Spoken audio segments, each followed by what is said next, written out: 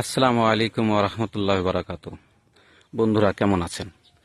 দেখেন, অনেকে বলে যে একই জমিনে কয়েক ফসল করা যায় না। দেখেন, আমি এখানে গ্যান্ডারি কুশল লাগাইছি, কি পরিমাণ হয়েছে দেখেছেন। আর তারই মাঝখানে পেঁপে গাছ লাগাই দিছি। তো মাশাল্লাহ, পেঁপে গাছ উঠে গেছে, গ্যান্ডারি কুশল উঠে গেছে।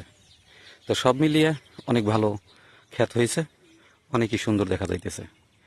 তা আমি যেই গ্যান্ডারিটা লাগাইছি তাতে আমার 5 হাত পর পর লাইন দিছি আমি। ঠিক আছে, এই লাইনের থেকে ওই লাইনের দূরত্ব 5 হাত, এবং 2 লাইনের মাঝখানে পেঁপে গাছ লাগাইছি।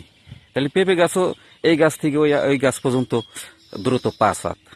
তো 5 হাত দূরে এক একটা গাছ যদি থাকে তাহলে সেটা সফলভাবে ডাল মেলতে পারবে এবং ছড়াইতে পারবে, গাছের ফলনও ভালো আসবে ইনশাআল্লাহ।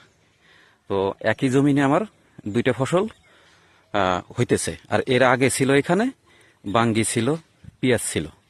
একই জমিনে 2 ফসল হয়েছে। তো সবাই দোয়া করবেন। আল্লাহ হাফিজ। আসসালামু আলাইকুম রহমতুল্লাহ বরকাত।